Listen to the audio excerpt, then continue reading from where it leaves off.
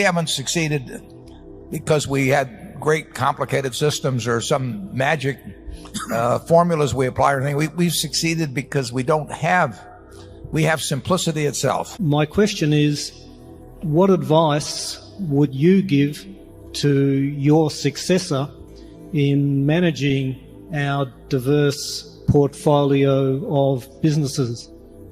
Yeah, well, it's a very good point that Charlie and I have been known to rail a bit about companies that go and buy this business and that business. And of course, that's exactly what we've done ourselves over the years. I think the motivations have been somewhat different, perhaps, than in many of the cases. And then I think the way we've approached it has been different.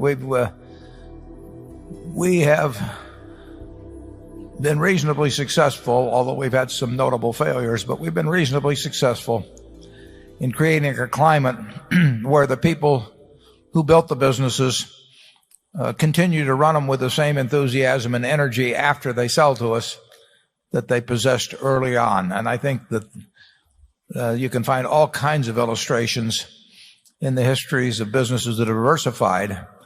I mean, Gillette bought 20-some businesses. I remember back in the 60s, Coke bought all kinds of businesses. And certainly the cigarette companies did, all kinds of people. The oil companies for a while were doing it. And generally the experiences were not very good when they got outside of their own fields. But I think when those companies bought businesses, they really thought they were going to take them over and run them themselves. And Charlie and I are under no illusions that we can run the businesses that we buy as well as, or nearly as well as, the people that have been running them over time. And we don't have group vice presidents in Omaha. We don't have a whole bunch of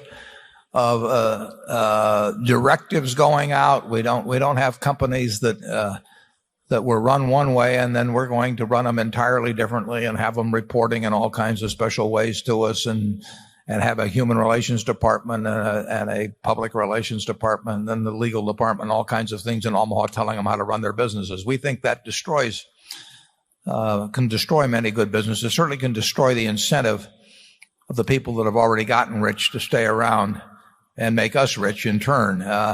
So I think that has been an important difference. I think it's been demonstrated well enough to all of those around Berkshire that it's been a very good place generally, I think, for people in terms of how they feel about working there. And I think they recognize it works. So the successor, to me, will come from within Berkshire. They will have seen how it worked. They will believe in it. They will be surrounded by people who have worked in this manner. And I don't think it will be the most difficult job in the world to keep that engine going down the tracks at 90 miles an hour. I mean, it isn't like they have to create the system. They will inherit a system, and I would be amazed if any of the three successors that we will talk about with the directors on Monday, if any of them would not recognize the inherent special values in the system as it now works and take up one of these other models that clearly has been disasters for one company after another that's diversified. Charlie?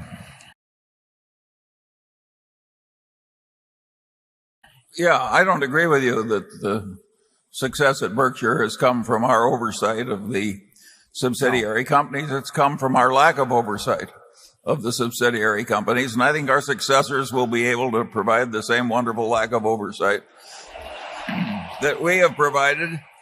And if you're not going to use a lot of oversight, you've got to be very careful in what you bring into your corporate family.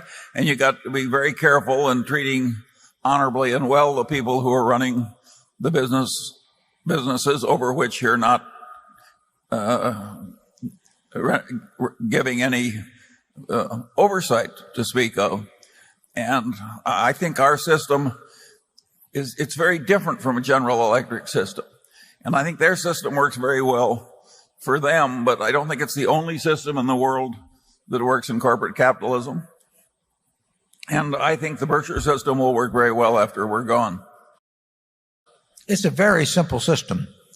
I mean, GE works exceptionally well, but when I go back to some of the conglomerates, and that's not a term that I shrink from, but most people do because they think it brings down their PE or something, but we are a conglomerate, and I hope we become more of a conglomerate. We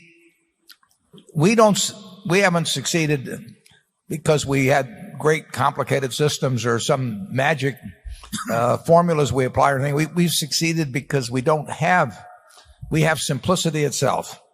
We take people that know how to play their game very well, and we let them play the game. And it's just worked in one field after another, and every now and then we make a mistake. And there'll be more mistakes made. But overwhelmingly, it works. And it doesn't require some great business insight or anything like that in terms of whoever's running this place to keep that kind of machine in motion. I mean, it is not complicated. The bigger worry would be that the culture would get tampered with in some way, and people would try to oversteer, basically. But that won't happen. Our board won't let it happen, and the ownership won't let it happen.